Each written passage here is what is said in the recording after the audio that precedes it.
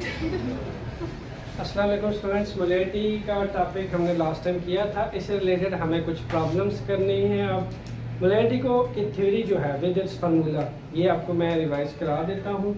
Molarity क्या होती है कि जब किसी भी सब्सटेंस के, ठीक है, नंबर ऑफ मोल्स डिजॉल्व करते हैं हम एक जेम क्यूब सोल्यूशन के अंदर, वो होती है मोलैरिटी। इसको कैपिटल एम से रिप्रेजेंट करते हैं, ठीक है। Number of mole of solute, साथ साथ रहे मेरे, तो आपको लेक्चर भी समझ आएगा और प्रॉब्लम्स भी समझ आएंगे। Number of mole of solute, अगर किसी को नहीं पता तो पता होना चाहिए कि number of mole of solute, solute क्या होता है? किसी सॉल्यूशन के अंदर दो चीज़ें होती हैं, ठीक है। जैसे एक सॉल्यूशन है, एक बीकर में पड़ा हुआ है, ठीक है, तो उसके अंदर एक सॉल्यूट हम डालते हैं जो कि लेसर अमाउंट में पाया जाता है। जैसा कि आप समझ लीजिए आपके पास वाटर का एक सॉल्यूशन है, ठीक। वाटर के अंदर अगर आप शुगर या सॉल्ट डालें, sugar and salt will be present in lesser amount, sugar and salt is present in lesser amount in water. तो शुगर एंड सॉल्ट क्या हुआ? सॉल्यूट, ठीक हो गया। ये क्या हुआ? सॉल्ट। तो आप अगर किसी सॉल्यूट के, ठीक है, एक मोल या कितने moles, how many number of moles अगर आप डिसॉल्व करें एक जेम क्यूब सॉल्यूशन के अंदर, वो उसकी मोलैरिटी होगी। डिफाइन नहीं किया कि कितने, वन मोल, जितना नंबर ऑफ मोल्स अगर आप डिसॉल्व करते हैं एक जेम क्यूब सॉल्यूशन के अंदर, mole number of moles per dm cube solution, वो उसकी मोलैरिटी होगी। जिसके लिए हमने दो एग्जांपल भी रीड की थी। अगर आप एक बॉटल ले लें सल्फ्यूरिक एसिड की या फिर हाइड्रोक्लोरिक एसिड की, तो हाइड्रोक्लोरिक एसिड की जो बॉटल है उसके ऊपर लिखा होता है 37 मोल्स HCl, मोलैरिटी HCl। साथ ही क्वेश्चन पूछा गया what does it mean, topic के अंदर ही पूछा गया आपसे। इसका मतलब ये होता है कि अगर आप 37 मोल्स ले लें HCl के और उसको डिसॉल्व कर लें एक जेम क्यूब सॉल्यूशन के अंदर, तो HCl की 37 मोलैरिटी आएगी। कैपिटल M जो आती है ना, कैपिटल M, ये स्टैंड फॉर मोलैरिटी, यानी 37 मोल HCl। इसी तरह 12.1 मोल मोलैरिटी H2SO4। तो जो कैपिटल M है, ये सिंबल है मोलैरिटी का। मैं इसको यूं भी लिख सकता था 21 मोल जेम क्यूब H2SO4, ठीक है जी। इसको यूं भी लिखा, यानी सल्फ्यूरिक एसिड के 12.1 मोल अगर जेम क्यूब पे माइनस है तो आप इसको डिनोमिनेटर में लीजिए। इतना नंबर ऑफ मोल एक जेम क्यूब सॉल्यूशन में डिसॉल्व करो तो सल्फ्यूरिक एसिड की 12.1 मोलैरिटी बनती है। तो क्या हुआ जी molarity? How many number of mole dissolve in a dm cube solution. किसी भी सब्सटेंस के जितने नंबर ऑफ मोल्स आप वन जेम क्यूब सॉल्यूशन में डिसॉल्व करो, मोलैरिटी होती है। तो number of moles of solute dissolve in dm cube of solution. फिर इसके अंदर हमने मैंने दो चीजें की थी। आपको अगर डायरेक्ट मोल गिवन है तो वेल एंड गुड, आप यहाँ पुट कर दीजिए। आपको अगर मोल नहीं गिवन और आपको अगर मैस गिवन है, ठीक है, ये चीजें मेंशन करनी जरूरी है प्रॉब्लम करने से पहले। एक मैस इज गिवन,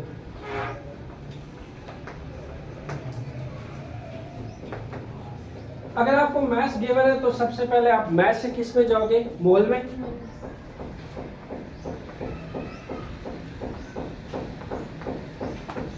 क्योंकि फार्मूला के अंदर आपको सॉल्यूट के सब्सटेंस के मोल्स चाहिए, ना कि मैस इन ग्राम चाहिए। तो आप मैस से मोल में जाओगे, कन्वर्ट करोगे। मैस से मोल में जाने का तरीका क्या है? सिंपल, आप मोल ऑफ सब्सटेंस फाइंड कर सकते हैं। मोल ऑफ सब्सटेंस किसके बराबर है? मैस ऑफ एलिमेंट इन ग्राम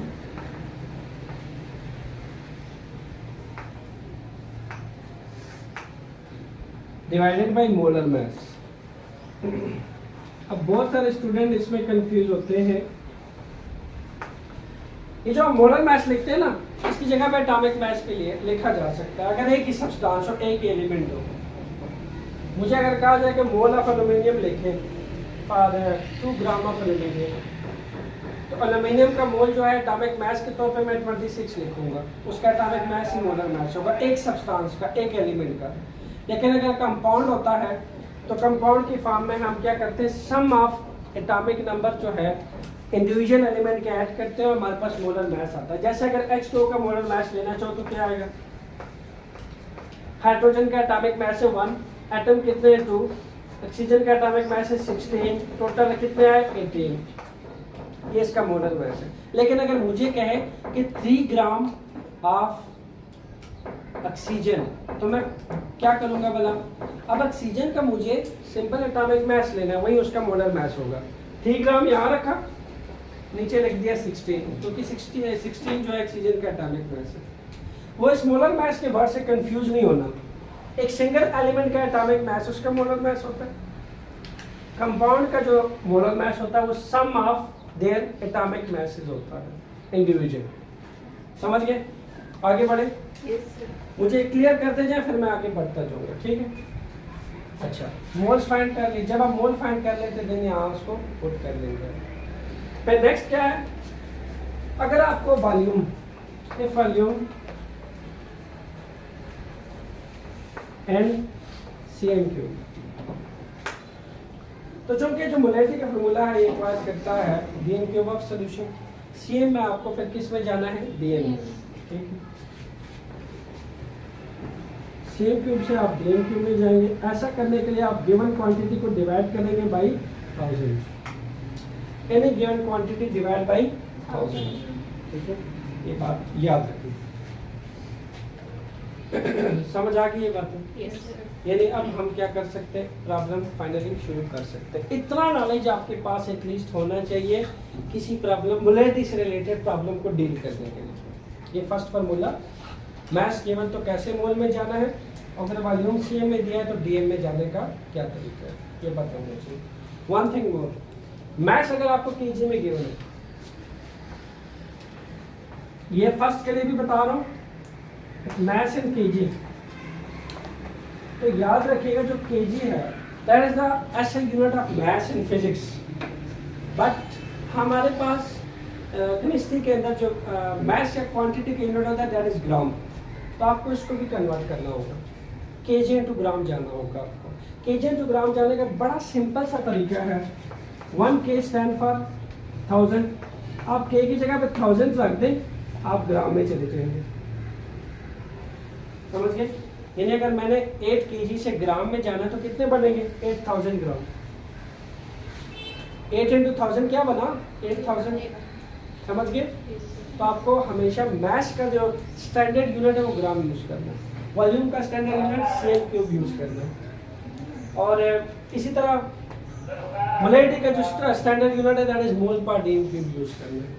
यानी आपका जो आंसर आएगा मोलैरिटी का, उसको आपने कैपिटल N से भी लिख सकते हो और मोल पर DM³ से भी लिख सकते हो। जैसे फिजिक्स में आंसर के साथ ऐसे यूनिट लिखना जरूरी है, केमिस्ट्री में भी आंसर के साथ यूनिट लिखना जरूरी है, ठीक है? तो उसको रब करते हैं और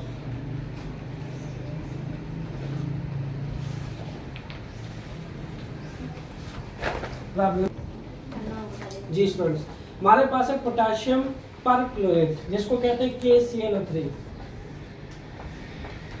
अब मोलैरिटी से रिलेटेड पेपर में कैसे क्वेश्चन आ सकते हैं, प्रॉब्लम्स आते हैं मोलैरिटी से रिलेटेड। ऐसे तो आपसे कोई पूछ नहीं से रहा व्हाट इज मोलैरिटी, प्रॉब्लम्स आते हैं, ठीक है? सो फर्स्ट प्रॉब्लम करते हैं। फर्स्ट प्रॉब्लम में आपको कहता है 1.5 moles of this compound dissolve in 250 CM³ of solution. 1.5 moles of this compound, यानी मोल्स ऑफ KClO3 दिए हुए हैं। देखो सबसे पहला तो पहचान क्या है मास और मोल में। आप कैसे पहचानोगे कि इसका मास मुझे दिया हुआ है या मोल दिए हुए? उसने कहा है कि 1.5 मोल्स ऑफ दिस कंपाउंड। अब 1.5 मोल्स में जो वर्ड यूज किया है उसमें मोल्स, ये किसका यूनिट है जानते हैं? मोल का। अगर वो कहता 1.5 gram of this compound dissolve in, तो मैं कहता मुझे मास गिवन है, मुझे मोल में जाना है पहले, फिर मोलैरिटी फाइंड करनी है। लेकिन यहाँ मोल गिवन है, तो मोल के माने इट मीन्स कि मुझे अब रिक्वायर नहीं है ग्राम से मोल में जाने की, मुझे मोल फर्स्ट पहले से गिवन है। तो आपने यूनिट देखना है कि कौन सा साथ लगा हुआ है, या मोल आपको गिवन है पहले। अच्छा, इसी तरह जो आपको सोल्यूशन दिया हुआ है that is 250 cm³ of solution, 1.5 moles. इसी तरह वॉल्यूम ऑफ सोल्यूशन या volume of KClO3 that is 250 cm³। बताया था स्टैंडर्ड यूनिट जो है वो CM से DM है, CM से आपको DM में जाना है, किसी भी CM से DM में जाने के लिए डिवाइड बाई 1000। ठीक हो गया, सिंपल आप इसको डिवाइड कर दें 1000 से, 250 बाई 1000, एक 0 0 से कैंसिल, आंसर क्या आएगा जी? आंसर आ जाएगा 0.25 DM³ जी।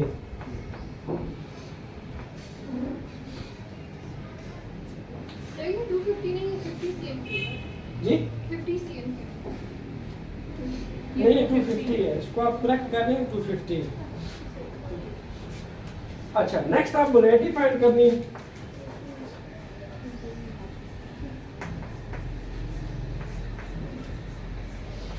मोलैरिटी तो बहुत सिंपल है, मोल बाय DM के बाद सॉल्यूशन।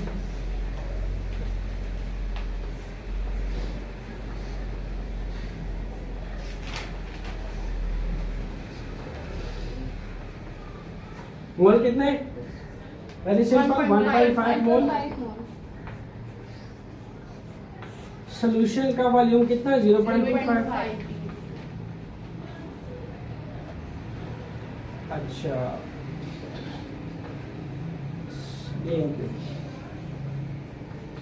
ठीक। अच्छा, इसको अगर आप सॉल्व करें तो आपके पास आ जाएगा 6 minute.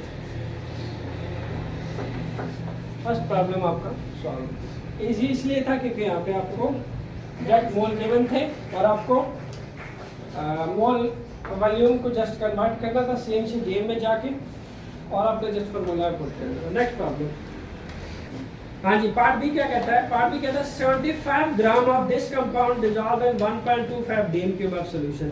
75 gram of this compound, कौन सा compound? KClO3।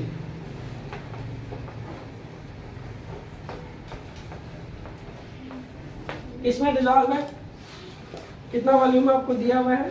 Volume is given 1.25 DM³। अच्छा, अब देखो वॉल्यूम DM में दे दिया, फर्स्ट पार्ट में वॉल्यूम CM में देके DM कर लिया था हमने, यहाँ वॉल्यूम DM में देके मैस ग्राम में दे दिए, ठीक है ना, इन्हें मोल नहीं दिए। अब फर्स्ट आपको मैस ग्राम से मोल में जाना चाहिए, ठीक है।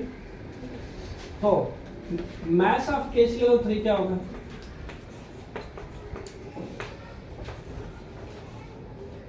दैट इज 75 ग्राम। पहला काम ग्राम से मोल में जाना। क्यों जाना? क्योंकि जो मोलैरिटी का फॉर्मूला है that is mole of solute, number of mole of solute divide by DM³ of solution. जी जनाब, हम मैथ से मोल में जाएंगे। अब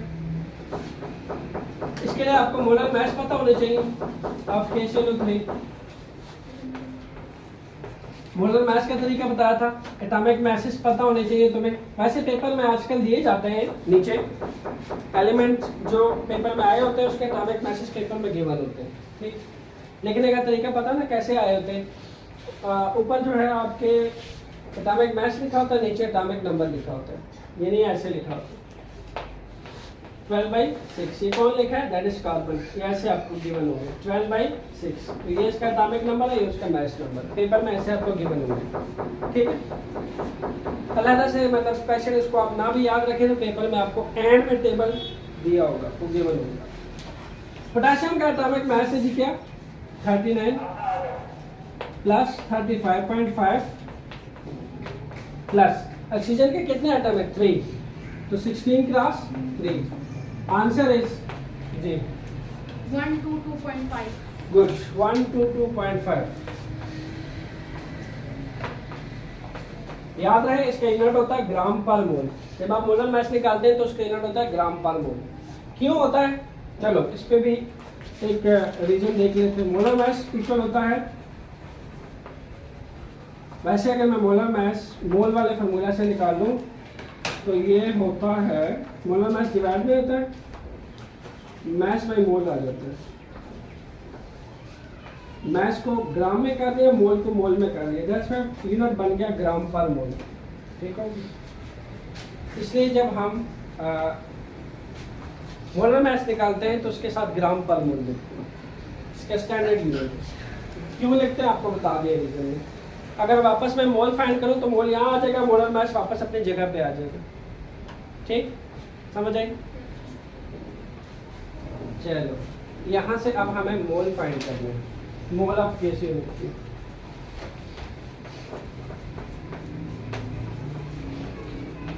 मास कितना 75, मोलर मास कितना 122.5, आंसर 0.612.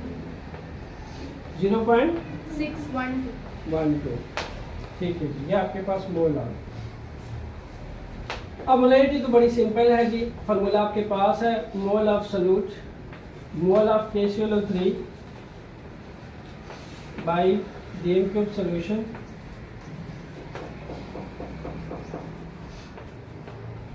जी वॉल्यूम कितना गिवन है आपको? 1.25 dm2. यस 1.25,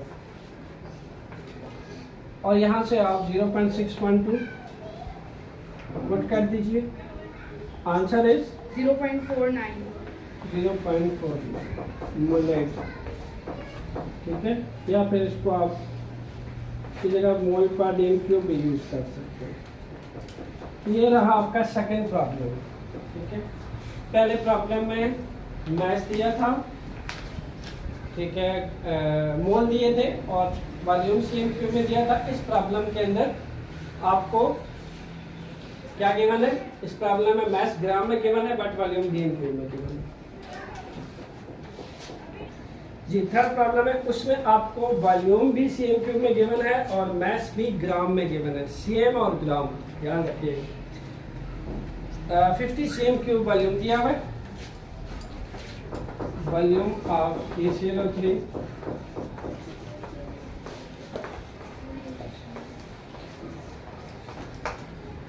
और इस हिसाब से मास भी आपको ग्राम में मिलेगा। वॉल्यूम कितना दिया हुआ है? 50 cm3. 50 CM cube. मास कितना दिया है? 0.25 ग्राम. 0.25 ग्राम।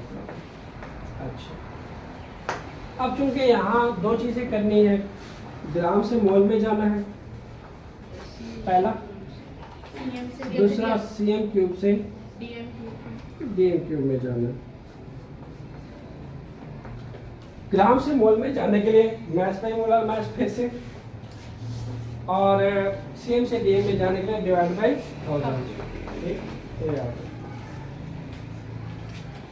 तो सबसे पहले मास से डील कर लेते हैं।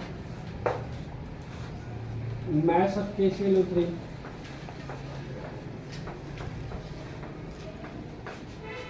मास जो है वो 0.25 था। मोलर मास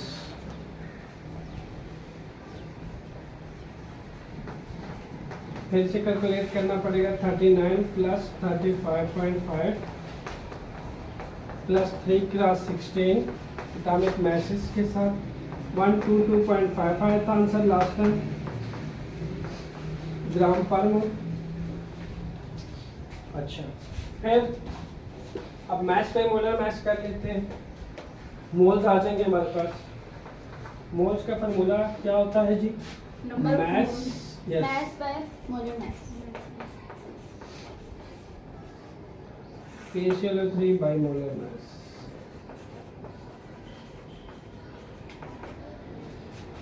बहुत सिंपल, 0.25 मैस दिया हुआ है, 122.5 मोलर मैस दिया हुआ है। कल भी मैंने समझाया था कि मोल की अगर आप वेरिफिकेशन करना चाहते हैं तो देखिए ग्राम ग्राम से कैंसिल, पीछे आपका मोल ही बचता है। ठीक है जी। आंसर यहाँ क्या आ रहा है? 0.002 0.002 मोल आ गई। अच्छा, आप इसके साथ डील करना है हमने। वॉल्यूम आपको सीएम में दिया, इस पर डीएम में जाना है। सिंपल, आप क्या करो 50/1000 कर दो, एक 0 0 से कैंसिल, 5/100 किसके बराबर होता है? 0.005 डीएम क्यूब। चलिए जी, मोल्स भी आ गए हमारे पास और वॉल्यूम सीएम से डीएम में भी जा चुका है। ठीक है, अब मोलैरिटी कैलकुलेट कर लेते हैं। मोल्स ऑफ KClO3 फॉर्मूला अगर आपको याद हो और टर्मिनोलॉजी आपको आती हो तो आप प्रॉब्लम से डील कर सकते हैं। DM cube of solution put कर दीजिए फॉर्मूला में। मोल्स हमने निकाले, that is 0.002 mole. DM cube solution निकाला 0.005, आंसर इज 0.04। 0.04। ये आ गई जी आपके पास मोलेर। ठीक हो गया, ये Yes, मोल sir. पर डीएम क्यूब या मोलेर, समझ आ गई?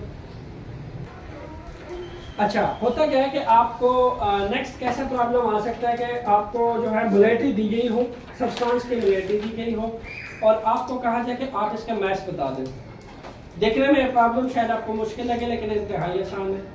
जैसा कि एग्जांपल 6.2 है आपके टेक्स्ट बुक में, 0.25 मोलेरिटी NaOH सॉल्यूशन की आपको दी गई है और आपसे कहा जा रहा है कि what mass of NaOH is present per DM cube of solution. Molarity of NaOH कितनी दी गई है? मोलेरिटी ऑफ NaOH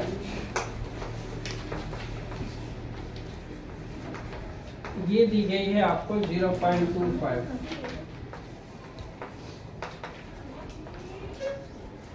अब मैंने आपसे कहा था कि अगर किसी जगह पे आपको लिखा मिले 0.25, 12.1 m और इसी तरीके से 37 m, तो उसका एक खास मतलब होता है। अब 0.25 m का क्या मतलब होगा? बहुत सिंपल सा कि तुम्हारे पास सोडियम हाइड्रोक्साइड के 0.25 मोल डिजॉल्व है एक डीएम क्यूब सॉल्यूशन के अंदर। देखो, अगर मैं m को एक्सपेंड करूँ ना तो क्या बनता है? m ये नहीं बनता मोल बाय डीएम क्यूब। तो यहाँ कितने लिए है? 0.25। तो 0.25 मोल डिजॉल्व है 1 डीएम क्यूब सॉल्यूशन के अंदर। यानी आप इस वर्ड से ना दो चीजें अपने आप ले लेंगे। कौन कौन सी तरह? मोल और एक डीएम क्यूब सॉल्यूशन। यानी इस सॉल्यूशन का वॉल्यूम भी आपको पता हो चल जाएगा, मोल्स भी पता चल जाएंगे। ठीक, यानी इस वर्ड के अंदर दो चीजें क्लोज हैं।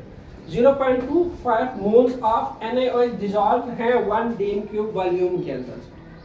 तो मैंने दो चीजें से ले ली। Which one? Moles of NaOH कितने? 0.25 और वॉल्यूम कितना मैंने कंक्लूड कर लिया इसे? 1 डीएम क्यूब। पर डीएम क्यूब है ना, तो 1 डीएम क्यूब। अगर आपको गिवन ना हो, अगर आपको वॉल्यूम स्पेसिफिकली अलग से गिवन ना हो और आपसे कहे कि भाई 0.25 कैपिटल M, 37 कैपिटल M, तो आपने वॉल्यूम हमेशा 1 डीएम क्यूब खुद से एज्यूम करना है अगर गिवन ना हो तो। अगर तो वॉल्यूम पीछे जैसे हमने 3 प्रॉब्लम की गिवन था ना, अगर ना दिया तो आपने वॉल्यूम खुद से एज्यूम करना है कि 1 डीएम क्यूब। समझ गए? जैसे यहाँ मैंने कर लिया। अब चूंकि मेरा मेन टारगेट ये है मैच फाइंड करना, तो वॉल्यूम ले लिया और इसी तरीके से मोल्स ऑफ NaOH ले लिया। अब हम बात कर लेते हैं मोलर मास की। मोलर मास,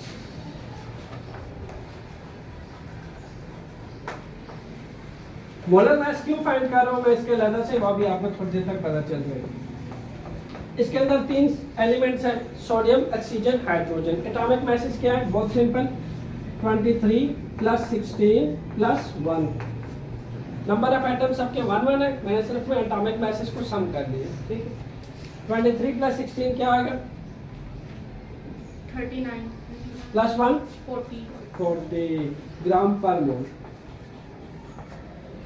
अब चूंकि मैंने मोलेरिटी की वैल्यू से मोल ले लिए, वॉल्यूम भी ले लिए, अब अगर आपको याद हो मोल्स का फार्मूला, तो मोल कितने हैं इसके? मोल ऑफ सॉल्यूट इक्वल होता है mass of solute divided by molar mass. yes divided by molar mass. तो मैंने आपसे कहा था कि इस प्रॉब्लम के अंदर उसने मोलैरिटी दी हुई है मुझे इतनी, ये मोलैरिटी दे रहा है, कह रहा है कि किसी फ्लास्क के अंदर 0.25 m NaOH पड़ा हुआ है, तो बताओ उसका कितना मैस है, NaOH का कितना मैस है इस फ्लास्क के अंदर। मोलैरिटी दे के मुझसे फ्लास्क के अंदर उसका मैस पूछ लिया था, ठीक। अब मैस तो डील करना बेहद आसान नहीं हो गया। मोलर मैस ये रहा 40, मोल्स जो है वो मैंने इसी के अंदर से कंक्लूड कर लिए थे कि 0.25 मोल्स 1 डीएम कप सॉल्यूशन के अंदर डिसॉल्व है, तभी उसकी मोलैरिटी ये आती है। तो मोल ये रहे, यहाँ पुट कर दिए, मोलर मैस ये रहा, यहाँ पुट कर दिया, मैस आपको अपने आप ही मिल जाए। समझ रहे? Yes. अगर आपको मोलैरिटी दी गई हो तो आप मोलैरिटी से मैस में इस तरीके से जाएंगे। मैं आप वैल्यू पुट करने लगा हूं, यह आ जाएगा 0.25 मोल्स। इसलिए मैंने इसका टाइटल दिया कन्वर्शन। ये एक तरह की कन्वर्शन है कि आपको अगर मोलैरिटी दी हो तो आपने ग्राम में कैसे जाना है। मैस ऑफ सॉल्यूट,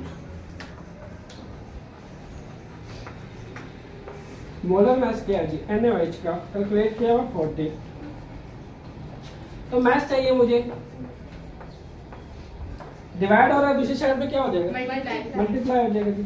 0.25 ये ग्राम पर मोल था, ग्राम क्लास 40 ग्राम पर मोल, ठीक। ये आपके पास मोल्स थे।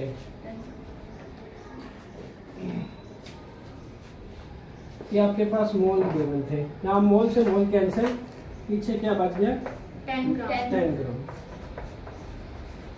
ये रहा आपके पास मोलैरिटी इनटू मैस, ठीक है। एक तरह से हमने क्या किया है, हमने मोलैरिटी से ग्राम कैलकुलेट किया है। मोलैरिटी अगर आपको दी जाए जैसे मुझे दी गई है, तो आपने उस मोलैरिटी से दो चीजें खुद ऑब्टेन करनी है। कौन कौन सी दो? एक मोल और एक वॉल्यूम। मोल के बाद तो मोलर मैस फाइंड करना बेहद आसान है, ठीक है। पीछे क्या रह गया, ये रह गया, इसमें डिवाइड होगा दूसरी साइड पे मल्टीप्लाई, ठीक हो गया। और ये आपके पास मैस 10 ग्राम आ जाएगा। नेक्स्ट हमारे पास कन्वर्शन है, ग्राम पर डीएम क्यूब से हमने किस में जाना है, एन टू मोलैरिटी, N2M में जाना है। ग्राम पर डीएम क्यूब सोल्यूशन दिया होगा, आपने किस में जाना है, अपने मोलैरिटी में जाना है। इस तरह आपके पास आपको पोटाशियम हाइड्रोक्साइड दिया हुआ आपकी बात, और आपको कहा गया है कि आप एनालिस्ट ने एक सोल्यूशन बनाया है जिसमें 5.86 ग्राम जो है potassium hydroxide 1 DM cube solution के अंदर डिसॉल्व है। तो मैस ऑफ KOH दिया हुआ है। देखो यहाँ ग्राम पर डीएम क्यूब किस सेंस में बोला है उसने, मैस गिवन है आपको और वॉल्यूम भी गिवन है, ठीक है। मैस ऑफ KOH कितना है, दैट इज 5.6 ग्राम। 5.6 ग्राम। इसी तरीके से volume of KOH, volume of KOH कितना है आपके पास वॉल्यूम, 1 डीएम क्यूब। 1 डीएम, ठीक है। ऐसे आपको गिवन है, यहाँ से हमें कन्वर्ट होना है मोलैरिटी। अच्छा, मोलर मैस फिर से हमें फाइंड करना होगा, क्योंकि मोल्स के फार्मूला से ही हम मोलैरिटी में जा सकेंगे, ठीक है। मोलर मैस ऑफ KOH,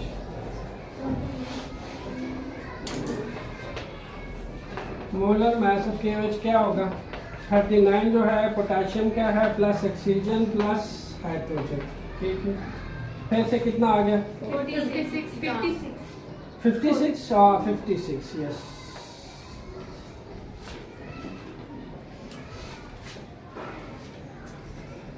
$56 ग्राम पर मोल। मोलर मैस आ गया आपके पास।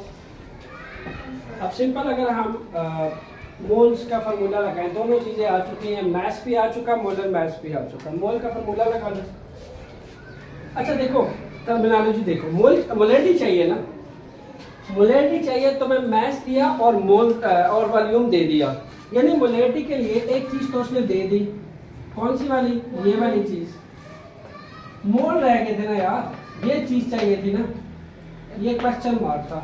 तो तुमने सिंपल क्या किया, इस डाटा की हेल्प से मोलर मैच फाइंड किया, वॉल्यूम तुम्हें साथ ही दिया था, ग्राम पर डेम क्यूब की शक्ल में डाटा दिया हुआ तुम्हें यहाँ से इधर जाना है, तो बड़ा आसान है। अब पहले मोल फाइंड करो, मैच बाय मोलर मैच।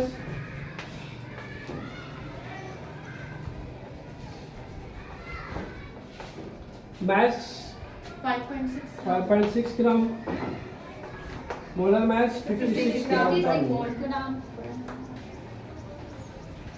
ग्राम से कैंसिल, आंसर 0.1 मोल। ये मोल्स आ गया, ठीक। अब यहाँ से मोल पता चल चुके, वॉल्यूम पहले से बताया था उसने, पुट कर दे, मोलैरिटी में चले जाएंगे, ग्राम पर डेम क्यूब से मोलैरिटी में चले जाएंगे। मोल्स आया 0.1,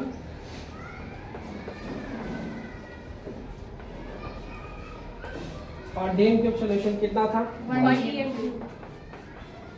तो जाहिर है 0.1 by 1 आंसर इज 1।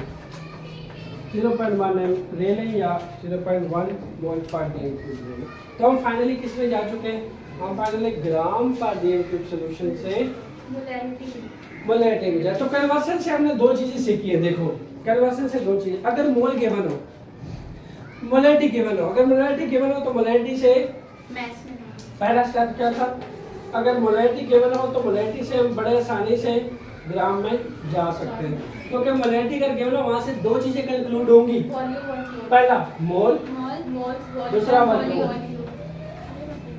अब ये देख, ये जब वो दे दे तो आप बड़े आसानी से मोलर मैच यहाँ फाइंड करते हो,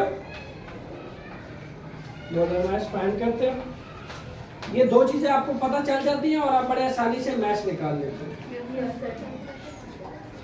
और दूसरा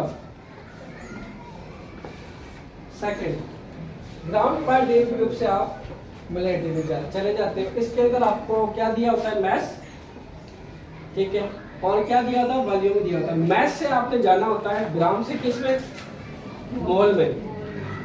और जब मोल आपको गिवन हो तो मोल क्या होती है, पर डेम क्यूब सॉल्यूशन क्या होती है, मोलैरिटी होती है। तो बड़े आसानी से मोल से मोलैरिटी चलेगा मैस की हेल्प से। ठीक है, समझ आ गई? Yes. Okay, thank you.